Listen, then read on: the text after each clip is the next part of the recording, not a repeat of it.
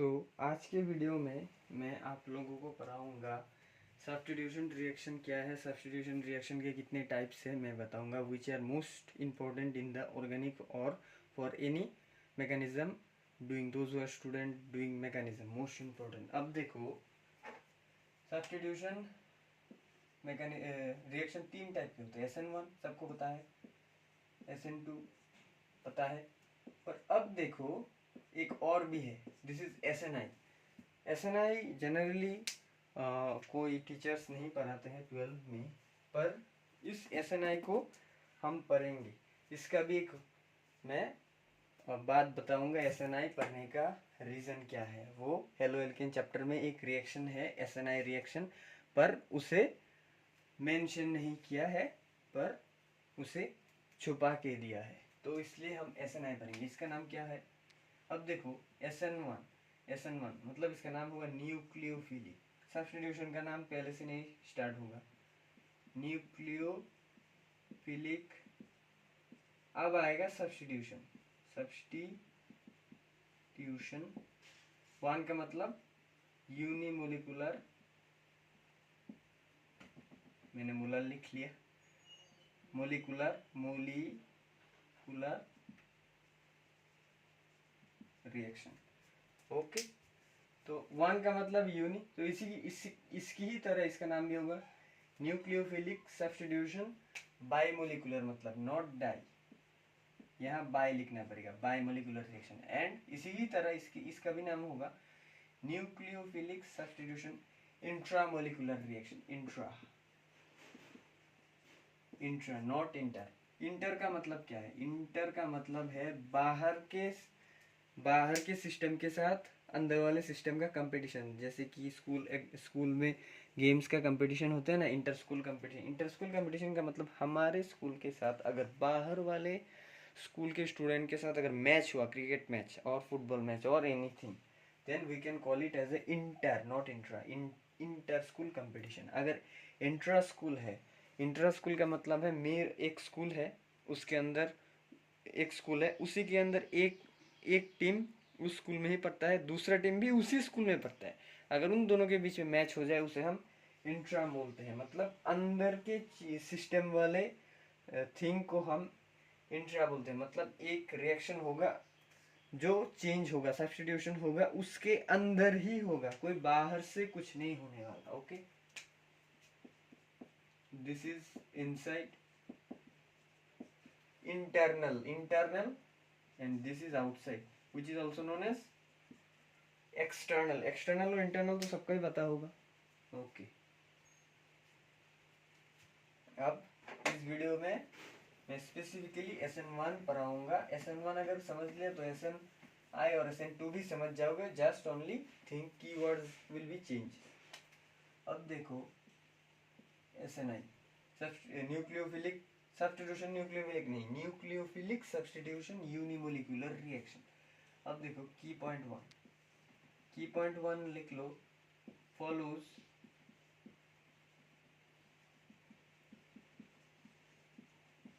First order kinetics. इसका मतलब क्या है? जो इसका रेट होगा ना, रेट मतलब speed, depends on only reactant, depends on only reactant. SN1 reaction में हमेशा याद रखना, रिएक्शन डिपेंड करेगा ओनली रिएक्टेंट पे। अब तुम लोगों को केमिकल काइनेटिक्स पता ही होगा, क्लास 12 का चैप्टर में एक था। अगर प्रोपोर्शनल 1 हुआ, इसका पावर क्या है? 1। ये 1 है, इसीलिए हम इसे फर्स्ट ऑर्डर काइनेटिक्स बोलते हैं।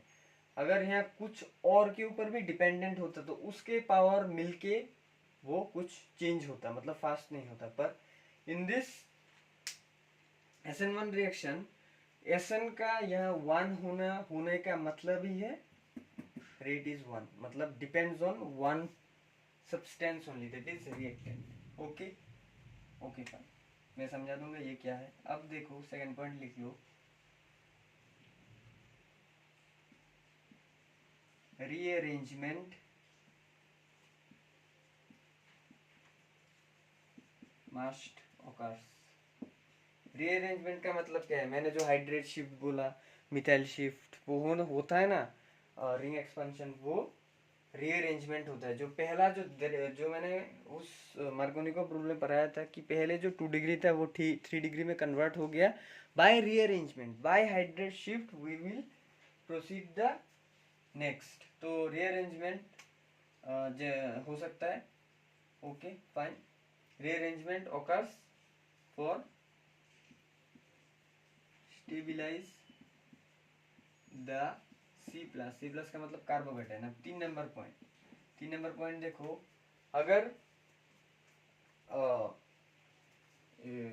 एक कंपाउंड हो, उस कंपाउंड में अगर सब्स्टिट्यूशन करते समय अगर 3 डिग्री फॉर्म हो गया, 2 डिग्री फॉर्म है और 1 डिग्री फॉर्म हो गया, तब हम उसे किसे आगे प्रायोरिटी देंगे? आगे हम प्रायोरिटी देंगे 3 डिग्री को, फिर 2 डिग्री को, फिर 1 डिग्री को। Okay, this is the carbocation stability for SN1 reaction. SN2 के लिए ये चेंज होगा, रिवर्स हो जाएगा। ओके, SN1 रिएक्शन में कार्बोकेटाइन जनरेट होगा। Okay, generation of carbocation, generation of C+, ये याद रखना। ओके, अब 5th पॉइंट, रीएजेंट। रीएजेंट क्या होगा? Weak nucleophile, not strong, weak nucleophile, जैसे कि वाटर CH3OH, मिथेनॉल जैसे कि C2H5OH, ethanol, this are weak nucleophiles. अब देखो, अब इसमें हम सॉल्वेंट क्या लेंगे? सॉल्वेंट का मतलब जिस मीडियम में होगा। सॉल्वेंट हम यहाँ पोलर प्रोटिक सॉल्वेंट यूज करेंगे। एग्जाम्पल ये वाटर खुद ही है। अगर वाटर मीडियम में हो, वो खुद एक रिएजेंट है और खुद भी एक सॉल्वेंट है, मतलब अगर वाटर हो, वाटर ही प्रेजेंट होगा। Okay fine. जैसे कि ये और ये भी हो सकता है, ये सब सॉल्वेंट में, मतलब ये खुद रिएजेंट है और खुद सॉल्वेंट भी है। मतलब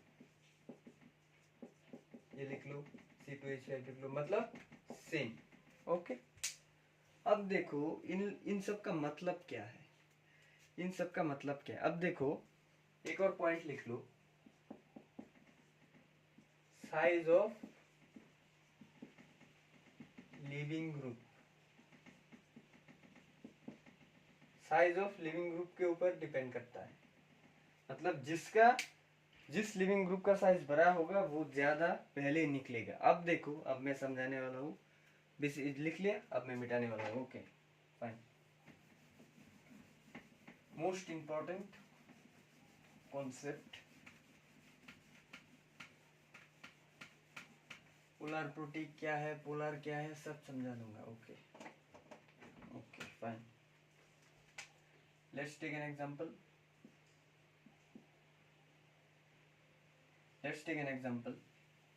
जैसे कि ये ओके RX है। RX का मतलब हेलो एल्किन। अगर एक हेलो एल्किन है, ओके हेलो एल्किन है, ओके फाइन, एक एग्जांपल ही लिख लेता हूँ। जैसे कि ये carbon CH3 C2H5 C3H7 and मैंने यहाँ स्टीरियोकेमिस्ट्री यूज कर दिया। ओके, यहाँ लिख लूंगा Cl। ओके, अब वो जो मैंने पॉइंट्स लिखा है ना, वो पॉइंट्स भर भी सकते हैं। ओके, लिख लेना। अब देखो, अगर यहाँ वाटर हो, water is also act as a reagent and also act as a solvent। Okay fine. अब देखो, वाटर है, ये है, अगर हम नॉर्मली अगर Cl को हटा दे, मतलब दिस विल बी पॉजिटिव, मतलब this is 3 degree. Why 3 degree? Because 3 alkyl groups are present. अब देखो, अब मैंने इस SN1 रिएक्शन में तीन अलग अलग कंपाउंड क्यों लिया, तीन अलग अलग कंपाउंड क्यों लिया? अब देखो SN1 जनरली SN1 रिएक्शन में जो कार्बन होता है, जो मेन सेंटर होता है जहाँ न्यूक्लियोफाइल अटैक करता है, वो जनरली कायरल कार्बन होता है। कायरल को हम स्टार्स से रिप्रेजेंट करते हैं, स्टार्स से। कायरल कार्बन का मतलब जो कार्बन चार पोजीशन में चार चार अलग अलग ग्रुप पकड़े हुए हैं, मतलब यहाँ Cl, यहाँ CH3, यहाँ C2H5, यहाँ C3H7। अगर यहाँ CH3, यहाँ C2H5 और यहाँ फिर से C2H5 होता तो यह कायरल नहीं होता। Why? Because only 3 position are different, but यहाँ C2H5 है, यहाँ पर भी C2H5, मतलब सब पोजीशन अलग अलग नहीं है, एक सेम सेम हो गया, इसका मतलब ये कायरल कार्बन नहीं है। तो इसमें ये कायरल है बिकॉज 4 बॉन्ड्स जो पकड़ा है ना जिन एटॉम, वो डिफरेंट है, chiral chiral chiral carbon. Okay, अब देखो मैंने क्या बोला, वाटर रिएजेंट भी है और सॉल्वेंट भी है। अब देखो वाटर का, अब देखो मैंने क्या बोला, कार्बोकेटाइन जनरेट होगा। इसे मिटा देता हूँ, लिख लिया, इसे मिटा देता हूँ, कार्बोकेटाइन जनरेट होगा। अब देखो कार्बोकेटाइन अगर जनरेट हुआ तो मतलब Cl को हटना पड़ेगा, फाइन। Cl को हटाने के लिए मैंने लिखाया था पोलर प्रोटिक सॉल्वेंट यूज करेंगे। तो पोलर का मतलब क्या है? वाटर का पोल है, वाटर का पोल है, वाटर का पोल है, पोल है वाटर का। There is a pole, negative delta positive, okay, delta negative and delta positive, मतलब वाटर का पोल है। प्रोटिक का मतलब है, प्रोटिक का मतलब क्या है? प्रोटिक का मतलब है, प्रोटिक का मतलब है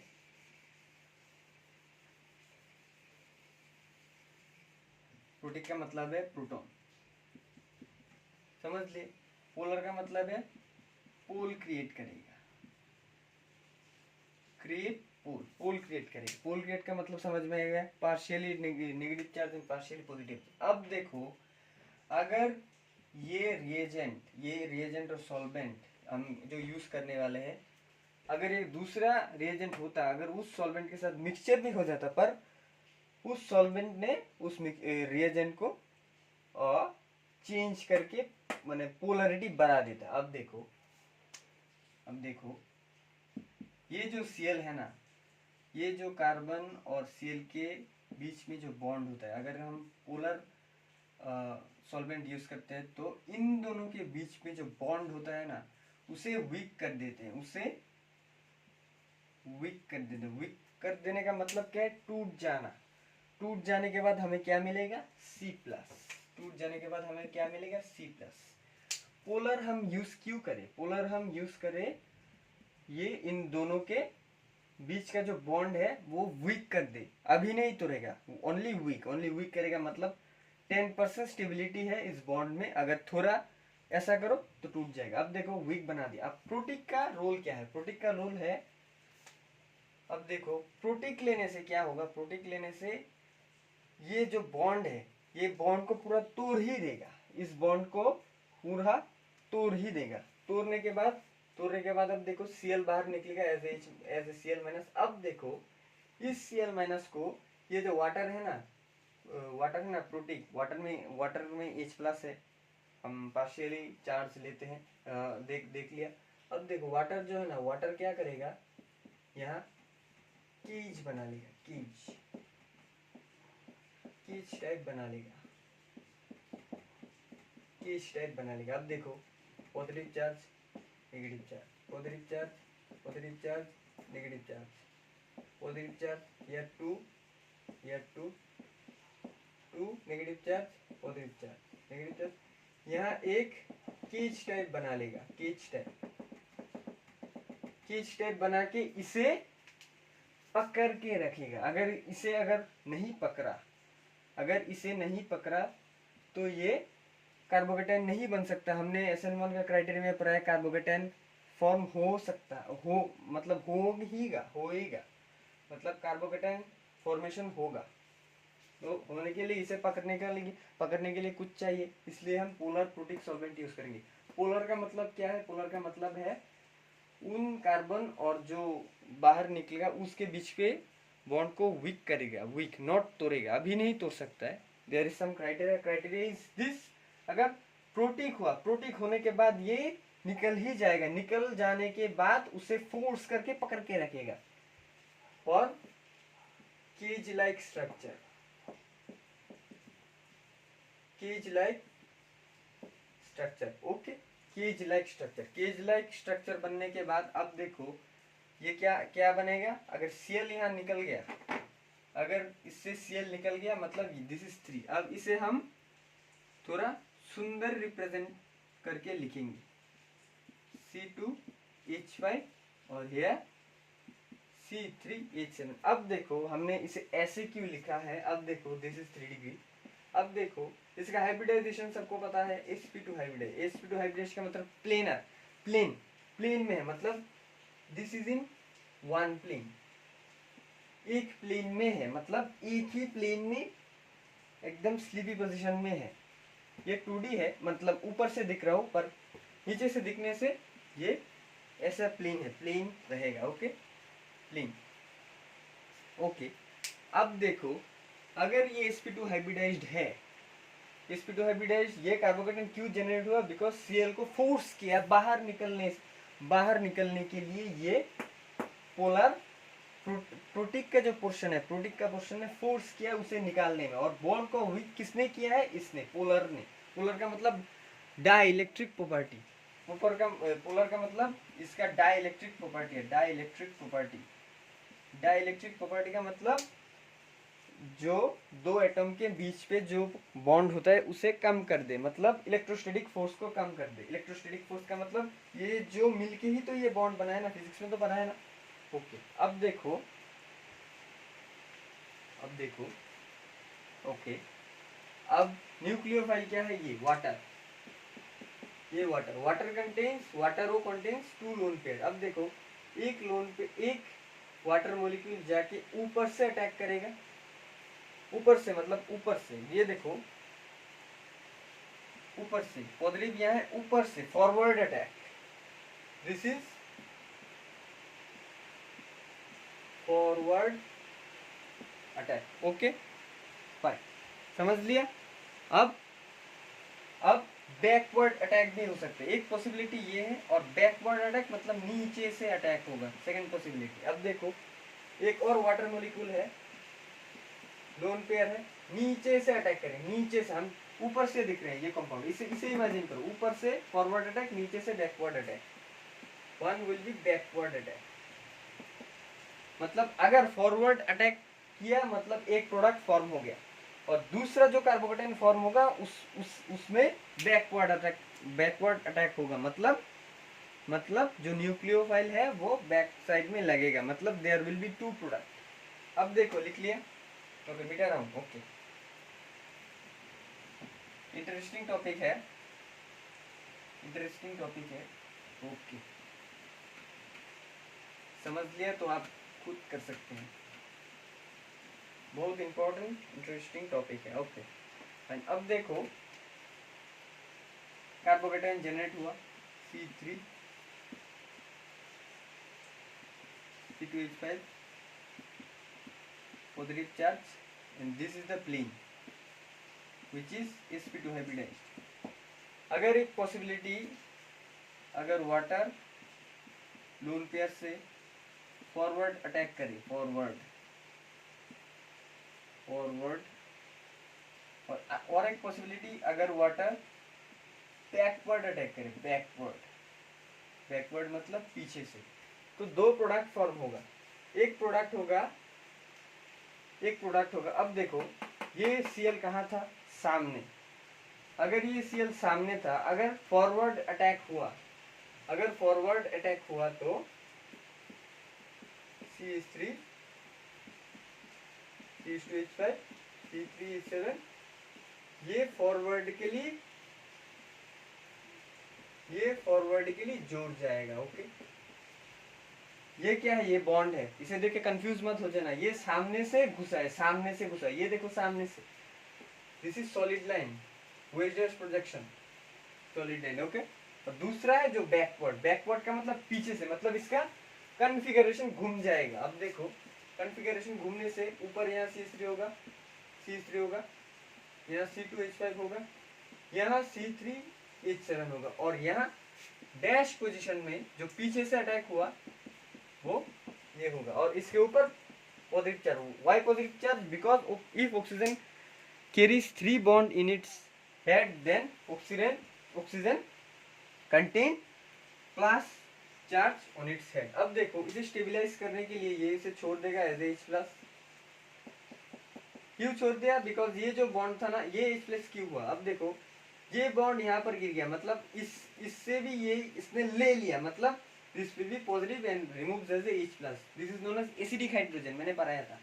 अब any one of this will also fall here as H+। अब देखो ये स्टेबल हो गया, यहाँ नेगेटिव नहीं होगा, बिकॉज इसे गिरा कर ही तो इसका खाना कंप्लीट किया, मतलब दिस विल नाउ स्टेबिलाइज। इसे मिटा रहा हूँ इस पोर्शन को, दिस विल नाउ स्टेबिलाइज। ये स्टेबल हो गया, तो ये भी स्टेबल हो गया। ओके, इसे मैं OH लिख रहा हूँ, बॉन्ड को मिटा के OH। Okay fine. अब देखो ये फॉर्म हो गया। एक पॉइंट लिख लो, एक उस पॉइंट में लिख लो, SN1 रिएक्शन में बैकवर्ड अटैक होता है और फॉरवर्ड अटैक होता है। Okay fine. ओके, पोलर का मतलब क्या है? पोलर का मतलब मैंने बोला इसका डाइलेक्ट्रिक प्रॉपर्टी है। डाइलेक्ट्रिक प्रॉपर्टी का मतलब जो दो एटम के बीच में जो बॉन्ड होता है उसे वो सब्सटेंस और वो रिएजेंट और वो सॉल्वेंट एनीथिंग कम कर देगा। ओके, और जो प्रोडिक का मतलब है, प्रोडिक का मतलब है उस बॉन्ड को वीक करने के बाद उस बाहर लिविंग ग्रुप को पकड़ के उस सॉल्वेंट ने केज में पकड़ लिया। उस केज को हम, उस केज बनाने के प्रोसेस को हम क्या बोलते हैं? सॉल्वोलाइसिस। सॉल्वोलाइसिस प्रोसेस। सॉल्वोलाइसिस प्रोसेस का मतलब यही है। SN1 रिएक्शन को हम सॉल्वोलाइसिस भी कह सकते हैं। सॉल्वोलाइसिस, ये याद रखना है, उस पॉइंट पे डालना है। ओके, उस पॉइंट पे डालना है। ओके, अब खत्म नहीं हुआ, अब समझने की बात है। ये forward OH, this is backward OH। अब देखो अगर एक कंपाउंड ऐसा हो, OH के बदले Cl के बदले इस सॉलिड लाइन पोजीशन, ये सॉलिड लाइन पोजीशन फाइन, उसमें Cl हट के OH हो गया और इसका कॉन्फ़िगरेशन ही चेंज हो गया, मतलब this is inversion. This is inversion. Inversion मतलब समझ में आ गया होगा। और इसे हम रिटेंशन कहते हैं। रिटेंशन का मतलब है रिटेंशन का मतलब क्या है? जहां Cl था उसी पोजीशन में, मतलब सामने पोजीशन में ही OH घुस गया। और इन्वर्शन का मतलब है जैसे कि ये पहले Cl इनिशियल पोजीशन में Cl सामने था, OH पीछे से घुस गया, मतलब कॉन्फ़िगरेशन ही चेंज हो गया। This is inversion and this is retention. अब देखो ये जितना फॉर्म होगा दैट इज 50%। ये 50% ही फॉर्म होगा। ऐसा नहीं है कि ये 60% ये 40%, ऐसा नहीं है। 1:1 मिक्सचर, 1:1 मिक्सचर। ओके, ये लिख लो 1:1 मिक्सचर। पॉइंट्स में लिख लो, की पॉइंट्स में लिख लो। ओके, अब एक चीज देखो, इसे मैं मिटा रहा हूँ, लिख लिया? ओके,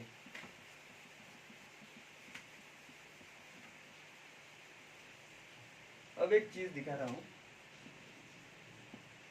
CH3,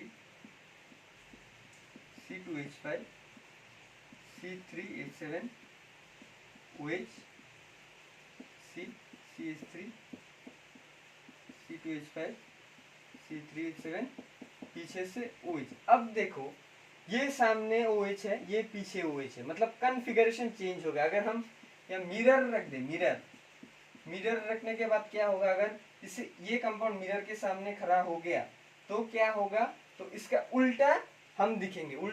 मतलब इस मिरर में ये सामने था तो यहाँ हम पीछे दिखेंगे, पीछे OH दिखेंगे, और ये जो कॉन्फ़िगरेशन है वो इन्वर्शन होगा। तो इसके रेस्पेक्ट पे हम इन्वर्शन इसे कह रहे हैं और उसके रेस्पेक्ट पे हम रिटेंशन कह रहे हैं। अब देखो अगर हम मिरर को यहाँ रखने के बाद, अब देखो, अब इस कंपाउंड को पकड़ के अगर हम यहाँ फिट कर दे, मिरर को छोड़ दो, अगर हम इस कंपाउंड को अगर यहाँ फिट कर दे, मतलब ये कार्बन यहाँ है, इसका CH3, इसका C2H5, इसका C3H7 और सॉलिड लाइन हुई। अगर हम इसके ऊपर इसे ओवरलैप कर दे, मतलब ये पकड़ के इसका ऊपर रख दे, ये सेम होगा? ये सेम नहीं होगा। ये सेम नहीं, ये सेम क्यों नहीं होगा? बिकॉज इसका मिरर इमेज ये है। ये कभी भी रियली ये प्रोडक्ट ये इसके जैसा प्रोडक्ट ये नहीं बन सकता है। ये जो प्रोडक्ट होगा इसका उल्टा हमेशा दूसरा प्रोडक्ट होगा, उसे हम नॉन सुपर इम्पोजिबल, इसे हम कहते हैं non super imposable, non super imposable, non super imposable product. Non super imposable का मतलब है mirror image. Non super imposable का मतलब है, सुपर इम्पोजिबल मतलब है अगर ये कंपाउंड उसके ऊपर ओवरलैप कर दे और एकदम फिट हो गया, एकदम फिट हो गया, पाई टू पाई फिट हो गया, तो मतलब this is super impossible. But in this case this is non super impossible, which means that अगर हम 2 नंबर कंपाउंड को अगर हम उसके ऊपर ओवरलैप कर दे, पाई टू पाई फिट नहीं होगा। ये देखो OH यहाँ है, यहाँ पर इसके यहाँ क्या है C2H5, फिट होगा? फिट नहीं होगा, तो इसे हम सुपर इम्पोसिबल कहते हैं। So this is enantiomer. Enantiomer का मतलब क्या है? Super imposable compound, super imposable non super imposable compound मतलब एनेंशियोमर। ओके, समझ लिया? नॉन सुपर इम्पोजिबल कंपाउंड समझ लिया? ओके, 50-50, 1:1। अब देखो, इन दो प्रोडक्ट को हम रेसिमिक मिक्सचर कहते हैं। रेसिमिक मिक्सचर लिख लिया? ओके, अब देखो रेसिमिक मिक्सचर क्या है। रेसिमिक मिक्सचर इन दो कंपाउंड के मिक्सचर को, दो कंपाउंड जो फॉर्म है इस मिक्सचर को हम रेसिमिक मिक्सचर कहेंगे। रेसिमिक मिक्सचर का मतलब क्या है? Forms two products which are optically active. मैं सब समझा दूंगा। Optically active but rotation of one compound will cancel each other, so it is enantiomer। ओके, रेसिमिक मिक्सचर का डेफिनेशन क्या है? Racemic mixture is a mixture in which there will be a formation of two product. ये दोनों product ही खुद के लिए optically active है, पर द रिजल्टिंग जो मिक्सचर है वो ऑप्टिकली इनएक्टिव है। देखो, ऑप्टिकली इनएक्टिव का मतलब क्या है? But rotation of one compound will cancel each other. इसका मतलब क्या है? ऑप्टिकली इनएक्टिव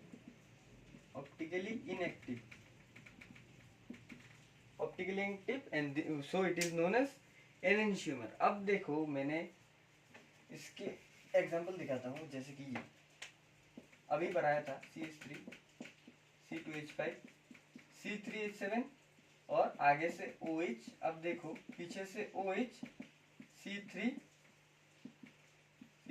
C2H5 और C2H7। अब देखो ये 5 है। और अब देखो, two products are optically active. Optically active मतलब है there will be a chiral centre, मतलब कायरलिटी। अब देखो, ये कायरल है ना, 4 different groups are present in this carbon, मतलब this is chiral, this is also chiral. Why? Because 4 are different groups.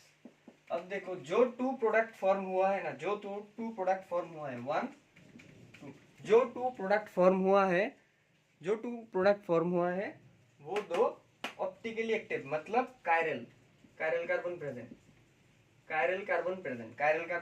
Fine, मतलब दो अलग अलग, इन दो individually they are optically active, मतलब कायरल कार्बन प्रेजेंट है। But the rotation of one compound, अब ये देखो एक रोटेशन है, मतलब अगर ये +2 है, +2 सपोज दिस इज +2, पीछे से OH और ये सामने से OH, मतलब दिस इज -2। ये दो कैंसिल आउट। अपने मैथ्स तो पढ़ा ही होगा, +2 -2 क्या होता है? 0 क्रॉस, +2 -2 क्रॉस, तो this will cancel out this.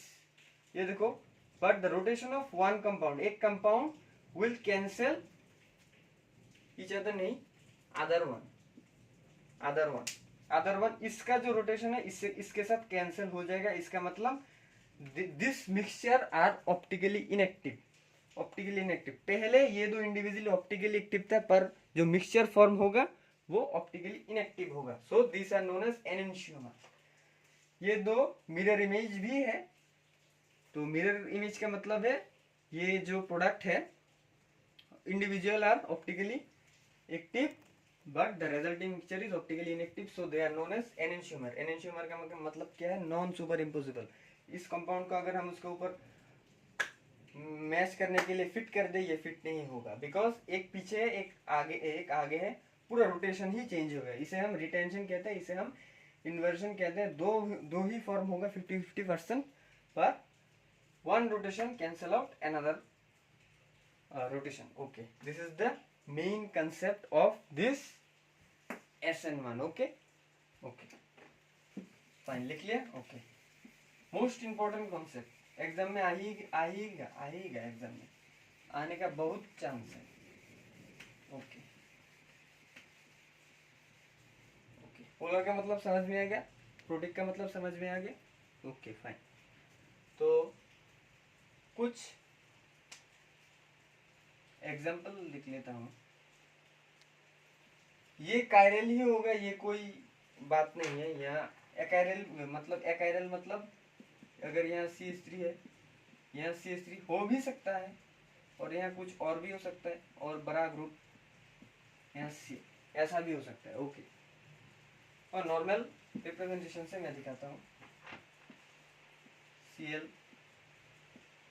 Okay, अगर दिस इज Cl, अगर यहाँ मिथेनॉल हो तो क्या होगा? अगर एग्जाम में मैकेनिज्म नहीं चाहता तो तुम नॉर्मल दिखा देना, ये हटा देना, हाइपोथेटिकली पॉजिटिव होगा, दिस इज 3 डिग्री। तो एक फॉरवर्ड अटैक होगा, फॉरवर्ड अटैक, तो फॉरवर्ड अटैक होने से ये जाएगा। ओके, बैकवर्ड अटैक OCH3, ये दो प्रोडक्ट होगा। बोथ आर एनेंशियोमरिक मिक्सचर, मतलब रेसिमिक मिक्सचर। ओके, देख लिए इसका मैकेनिज्म, देखते हैं, लिख लिए। ओके, इसका मैकेनिज्म अब देखो, यहाँ Cl था, CH3OH, इस स्टेप में कार्बोकेटाइन जनरेट होगा C+, हम सिंपलेस्ट फॉर्म में लिख रहे हैं CH3। ओके,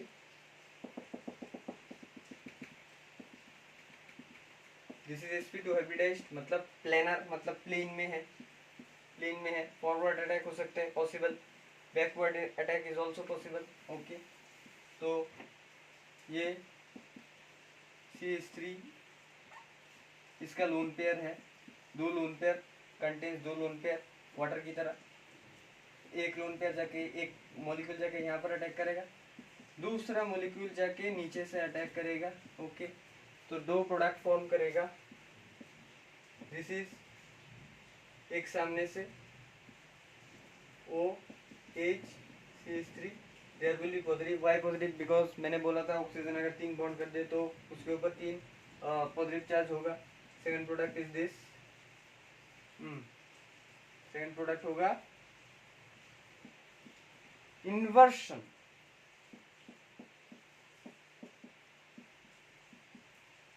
पॉजिटिव चार्ज होगा। दो प्रोडक्ट हो गया।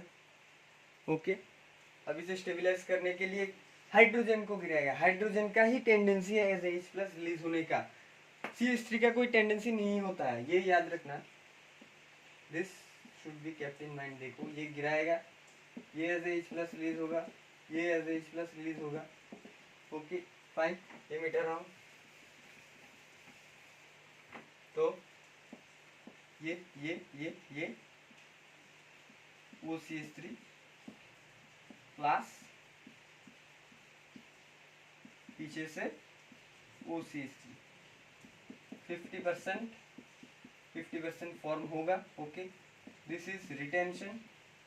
Y retention? पहले इनिशियल में यहाँ इस सामने पोजीशन में ही Cl था, तो इस सामने पोजीशन में ही न्यूक्लियोफाइल घुसा, मतलब this is retention. Configuration same to same, मतलब रिटेंशन। अगर इन्वर्शन हुआ तो दिस इज इन्वर्शन, मतलब पलट गया इन्वर्शन। Inversion, mirror image. अब देखो ये इन दोनों का अगर यहाँ मिरर फिट कर दे तो क्या होगा, मिरर ऐसे नहीं, mirror side by side fit करूँगा तो करने से देखना इसका जो मिरर इमेज होगा वो ये होगा। ओके, अगर इसका रोटेशन +5 है, इसका -5 है, तो क्रॉस क्रॉस करके बोथ आर कैंसिल आउट। ये कायरल कंपाउंड ही होगा, ये कोई बात नहीं है। Okay, this should be kept in mind. Okay, समझ लिया कैसे मैकेनिज्म करते हैं। Okay fine, in most of the cases SN1 will held here. Okay, लिख लिया। एक और चीज उस पॉइंट में लिख लो, substitution mechanism SN1 occurs in low temperature। Low temperature means ठंडा टेम्परेचर में, वाटरी टेम्परेचर में अगर दिया हो तो इसका मतलब सब्स्टिट्यूशन रिएक्शन है। अगर हाई टेम्परेचर दिया हो उसका मतलब एलिमिनेशन भी मैं पढ़ाऊंगा पर यहाँ नहीं, एलिमिनेशन मैकेनिज्म होगा, उसमें स्टार पॉइंट में लिख लो। Okay, change in enthalpy must be lower than 0, ये याद रखना। ओके, स्टीरियो केमिस्ट्री समझ में आ गया, एक फॉरवर्ड ट्रैक बैकवर्ड ट्रैक, बहुत सारे इंपॉर्टेंट बात बता दिया। अब जो क्वेश्चंस एग्जाम में आते हैं, इस ये जो मैकेनिज्म दिया था सिंपल मैकेनिज्म, ये बोर्ड्स के लिए इंपॉर्टेंट है, इसे जान लो। पर जो जेई एग्जाम्स में वो जो आता है वो इम्पोर्टेंट है, वो मैं बताऊंगा, और बोर्ड्स के एग्जाम में भी आते हैं। लेट्स सी, एक और जगह एक नंबर देके लिख लो, size of leaving group. Size of leaving group का मतलब जो Cl था, Br था, वो निकल गया। वो अगर साइज पे मैटर हो, अगर एक कंपाउंड ये है Cl, एक कंपाउंड I है, एक कंपाउंड Br है, तीन कंपाउंड में अगर क्वेश्चन आया, इन तीन कंपाउंड में SN1 रिएक्शन का ऑर्डर बताओ, ऑर्डर ऑफ SN1, तो क्या होगा? ऑर्डर ऑफ SN1 एक कैटेगरी में दिखा रहा हूँ, बाकी सब भी दिखा दूंगा। अब देखो साइज ऑफ लिविंग ग्रुप। अब तुम लोगों ने ग्रुप 17 का वो चार्ट पढ़ा है ना, फ्लोरीन, क्लोरीन, ब्रोमीन, आयोडीन, ऊपर से नीचे जाने तक, नीचे जाने से साइज बढ़ता है, ये इतना, ये इतना, ये इतना, ये इतना बड़ा, मतलब साइज बड़ा होता है। Size of the leaving group, अगर जितना बड़ा साइज होगा, अगर साइज बड़ा होगा तो डायरेक्टली प्रोपोर्शनल SN1, ये लिख लो, SN1 डायरेक्टली प्रोपोर्शनल। अगर साइज बड़ा होगा तो इसका मतलब SN1 रिएक्शन फास्टर होगा। तो ऑर्डर क्या होगा? ये 2, ये 1, ये 3, ऑर्डर क्या होगा? 2 मोर ग्रेटर देन ये, then bromine, fluorine, chlorine, bromine, iodine. ये आयोडीन यहाँ सबसे बड़ा है तो ये ज्यादा पहले निकलेगा, फिर ये, तो ऑर्डर होगा 2, 1, 3। बोर्ड्स में इसी तरह के क्वेश्चंस आते हैं, 3 देके बोलेंगे इन 3 में से SN1 का ऑर्डर बता दो। Okay fine. तो एग्जाम में, बोर्ड्स के एग्जाम में अगर आया तो ये हेलोजन के कंसेप्ट नहीं आएगा, और अगर ये जेई में आया, जेई में आने से थोड़ा कॉन्सेप्चुअल थिंग है, जैसे कि कुछ लिख लो, OTS,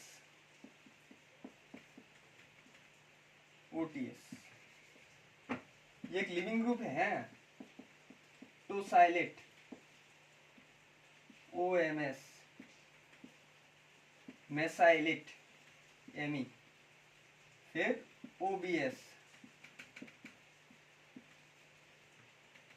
ब्रोसाइलेट, और एक और है triplet. Triplet is the super leaving group.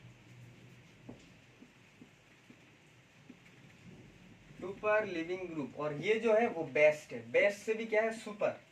Okay, अगर इन दोनों, अगर 3 कंपाउंड हो, तीन कंपाउंड में अगर नॉर्मल कोई लिविंग ग्रुप हो और एक टॉसाइल ग्रुप हो और एक ट्रिपलेट ग्रुप हो तो सुपर पहले निकलेगा, फिर बेस्ट और फिर नॉर्मल ग्रुप निकलेगा। और इनके स्ट्रक्चर मैं दिखाऊंगा और इसकी भी स्ट्रक्चर दिखाऊंगा। अब देखो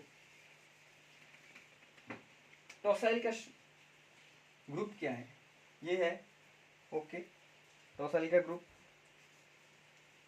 ओके।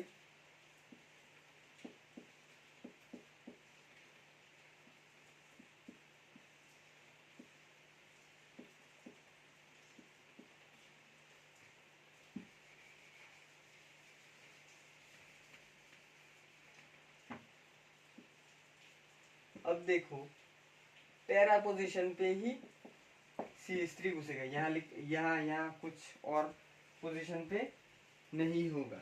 ये लिख लिया, ये लिख लिया ओके। अब मेसाइलेट, मेसाइलेट का ग्रुप क्या है, ओनली CH3। ब्रोसाइलेट का ग्रुप क्या है,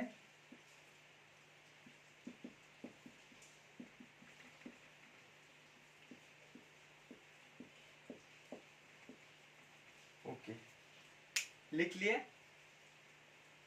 ओके। अब ट्रिपलेट का ग्रुप क्या है,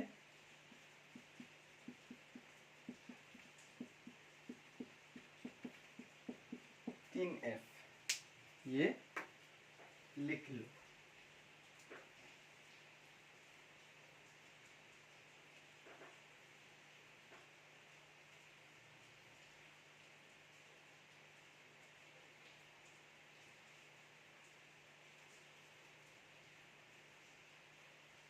ओके लिख लिया ओके फाइन। तो this are the groups. O S के अगल बगल में डबल बॉन्ड हो, बेंजीन ग्रुप सी।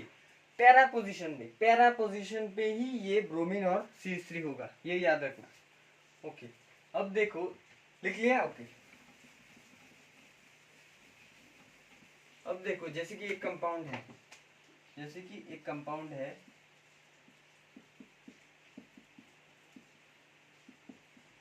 ये है one compound, another compound, this is okay fine, another compound,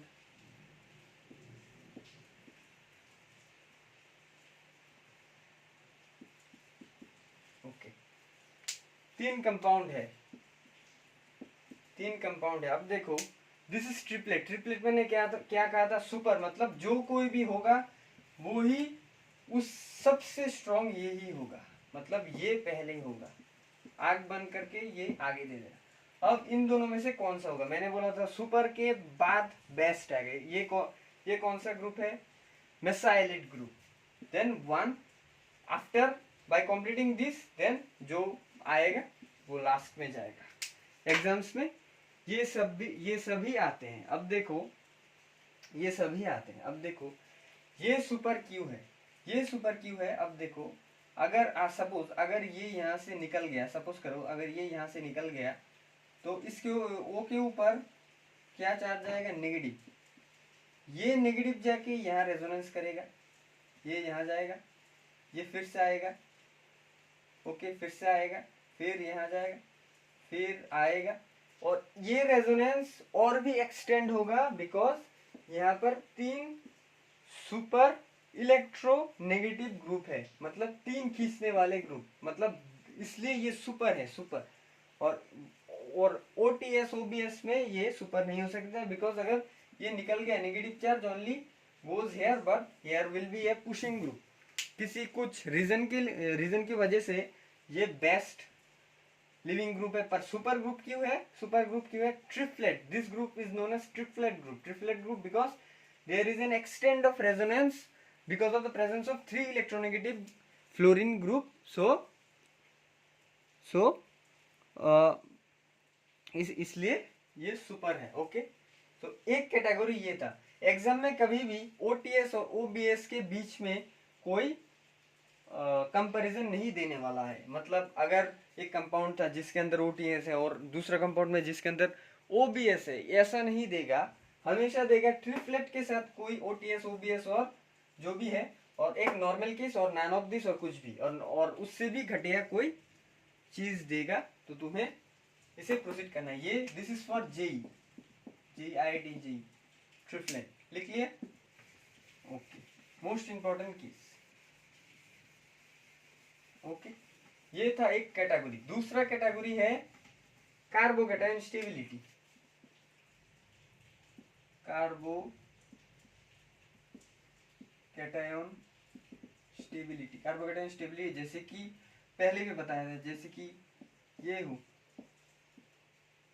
जैसे कि ये हो, अगर यहाँ आई हट गया मतलब here will be positive charge, this is benzyl position, मतलब रेजोनेंस में पार्ट करेगा, मतलब ये यहाँ पर एक कैटेगरी हो सकता है। दूसरा कैटेगरी जैसे कि ये एक कैटेगरी। तीसरा कैटेगरी है ये, यहाँ Cl है, यहाँ पर भी Cl है, ओके सॉरी, यहाँ पर I है, यहाँ पर I है, और यहाँ मतलब CH3I है। 4 कैटेगरी। अब देखो अगर इनमें अगर I as a leaving group हट गया, एज ए लिविंग ग्रुप हट गया, एज ए लिविंग ग्रुप हट गया, एज ए लिविंग ग्रुप हट गया, अब देखो this is benzylic carbocation, this is 3 degree carbocation, and this is 2 degree, and this is super 1 degree. समझ में क्या सुपर 1 डिग्री? 1 डिग्री है ये, 1 डिग्री नहीं है, सुपर 1 डिग्री। 1 डिग्री है ये C2H5, दिस इज 1 डिग्री। अगर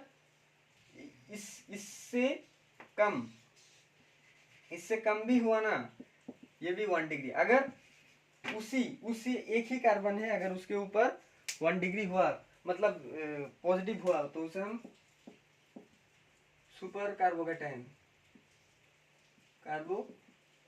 बोलते हैं। Okay, super carbocation. अब देखो समझ में आ ही गया होगा, ऑर्डर ये होगा, ये होगा, ये होगा। Why? Because this is stabilized by resonance effect, because the benzylic position we already know that benzylic position is more stable. तो इसी तरह ये कॉन्सेप्ट बोर्ड्स के एग्जाम के लिए बहुत इंपॉर्टेंट, बोर्ड्स के एग्जाम में ये सब आता है। ओके, तो एक कैटेगरी है ये। ओके, दूसरा कैटेगरी है मतलब इसके रेस्पेक्ट पे, स्टेबिलिटी के रेस्पेक्ट पे। आप देखो नॉर्मल Cl 1 नंबर,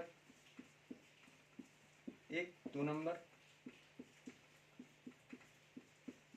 3 नंबर। अब देखो ये नॉर्मल हेलो एल्केन है, ये थोड़ा एल्केन यहाँ में। अब देखो अगर हम Cl को हटा दे, there will be positive, there will be positive, and there will be positive. अब देखो अब समझ में आ गया कि दिस इज मोर स्टेबल, ये समझ में आ गया। मतलब 3 तो आगे होगा, अब इन दोनों में से कौन सा आगे होगा? This is stabilised by plus I effect which is 1 degree, and this is 1 degree. Okay fine, this is 1 degree, okay fine, but there will be a resonance effect also, ये रेजोनेंस इफेक्ट भी कह सकते हैं, और हम इसे हाँ, इसे हम रेजोनेंस इफेक्ट ही कह सकते हैं। अब देखो ये पोजीशन एलाइलिक पोजीशन है, पाई सिस्टम के रेस्पेक्ट के बगल वाले कार्बन को हम पाई एलाइलिक पोजीशन कहते हैं। अब इसे देखो इन दोनों में से रेजोनेंस क्या कौन कर रहा है? ये रेजोनेंस करके क्या फॉर्म करेगा?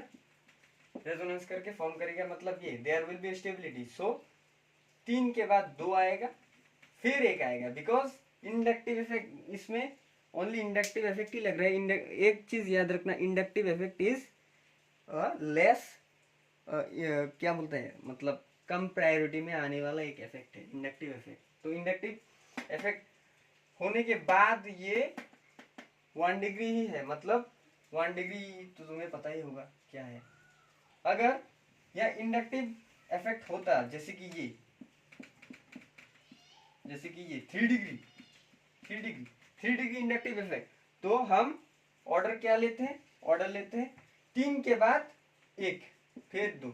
वाई? बिकॉज 3 डिग्री इससे भी ज्यादा स्टेबल होगा, बिकॉज यहाँ 3 पुशिंग इफेक्ट है, मतलब इंडक्टिव इफेक्ट 1 नहीं है 3, मतलब डबल ट्रिपल इफेक्ट हो रहा है, मतलब 1 से ज्यादा, मतलब इसके आगे तो आना ही है इसे।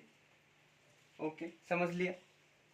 अगर यहाँ 2 होता, 2 होने के बाद भी इससे ज्यादा स्टेबल होता, अगर 1 होता तो इससे उससे ये ज्यादा स्टेबल होता, तो ऑर्डर होता 3 के बाद 2, 2 के बाद 1। तो ये सब बोर्ड्स के एग्जाम में आते हैं। ओके, नॉर्मल कॉन्सेप्ट जेई के एग्जाम में मैंने दिखाया था, नॉर्मल कॉन्सेप्ट आएगा इसी तरह नॉर्मल कॉन्सेप्ट एग्जाम में आएगा। ओके, तो इतना घबराने की कोई बात नहीं है। अब शिफ्टिंग की रीअरेंजमेंट की बात मैं बताऊंगा, रीअरेंजमेंट की बात, रीअरेंजमेंट की बात मैं बताऊंगा। रीअरेंजमेंट जैसे कि एक कंपाउंड है CH3 हाइड्रोजन C। अब यहाँ वाटर है, वाटर अब लोगों को पता ही है यहाँ न्यूक्लियोफाइल क्या होगा, ये O-। अब देखो O- कैसे हुआ, वाटर में से H+ रिलीज हो गया, दिखा रहा हूँ, यहाँ चला जाएगा H+ रिलीज हो जाएगा, तो O-, दिस इज न्यूक्लियोफाइल। अब देखो, अब ये निकलेगा, ओके पॉजिटिव होगा, ओके फाइन। वाई ये निकलेगा, because polar protic solvent, reason क्या है मैंने बता दिया। अब देखो दिस इज 1 डिग्री। अब देखो मैंने मार्कोनिकॉफ, वास्ट मार्कोनिकॉफ कॉन्सेप्ट में पढ़ाया था कि अगर बगल वाले पे देखो कि अगर ये कार्बोकेटाइन यहाँ पर जनरेट होगा तो 3 डिग्री होगा, तो देयर इज पॉसिबल है कि नहीं है, हाँ है, because there will be a methyl and hydride, so there will be a hydride shift. Why hydride shift, because hydride shift का प्रायोरिटी आगे है, मतलब not hydride shift, that is 1,2 hydride shift. 1,2 hydride shift होने के बाद ये positive होगा, तो ये चला जाएगा। ओके, तो this will create a plane है। अब ये ऊपर से भी अटैक कर सकता है, नीचे से भी अटैक कर सकता है, मतलब द रिजल्टिंग प्रोडक्ट इज ये अगर ऊपर से अटैक किया, ये नीचे से अटैक किया, तो ये। अब इन दोनों में से एक रिटेंशन है और एक इन्वर्शन है। अब इसे हम कैसे पता लगाएंगे, इसे हम यहां पर हम इन्वर्शन और रिटेंशन किसी एक को लिखेंगे। Why, because the initial reactant जो था ना वो ठीक तरह से हमें क्या बोलते हैं, मतलब इंस्ट्रक्शन नहीं दिया। ये जो बार सीएल था वो सामने है, पीछे हमें नहीं दिया है, मतलब एक को हम इन्वर्शन लिखेंगे, तो तुम्हारा मर्जी किसे, इसे इन्वर्शन लिखो, इसे रिटेंशन लिखो। व्हाई, बिकॉज जो सीएल था वो इंट्रोडक्शन में नहीं बताया था कि ये आगे है कि पीछे है। अगर स्पेसिफिकली ड्रॉ करके बोल देता कि ऐसा था, मतलब ये सामने OH हो, मतलब दिस इज रिटेंशन, ये पीछे, मतलब दिस इज इन्वर्शन। अगर यहाँ डॉट लाइन होता मतलब पीछे है, मतलब this will B retention and this will B inversion.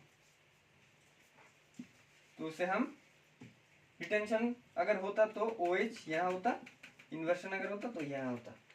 मैंने थोड़ा रोटेशन करके लिखा, पर this two are projection are mean, projection से ही हमें पता लगता है कौन सा क्या होने वाला है। ओके, तो this is the concept. Okay, तो कैसे रीअरेंजमेंट हुआ समझ में आ गया। इसी तरह यहाँ फिनाइल हो सकता है, तो फिनाइल, मिथाइल और हाइड्रेट शिफ्ट में कौन सा आगे है, हाइड्रेट के बाद क्या है, फिनाइल के बाद क्या है, मिथाइल शिफ्ट। तो इसी तरह SN1 रिएक्शन प्रोसीड होता है। ओके, समझ लिया, सब समझा दिया। रेसिमिक मिक्सचर क्या है, एनेंशियोमार क्या है, सब समझ में आ गया। ये क्लास में इस चैप्टर में एक एक्स्ट्रा क्लास लूँगा कि जो एनेंशियोमार है ना, एनेंशियोमार डायस्टीरियोमार, ये क्या है, और ओनली शॉर्ट लेक्चर में दूंगा इस चैप्टर पे।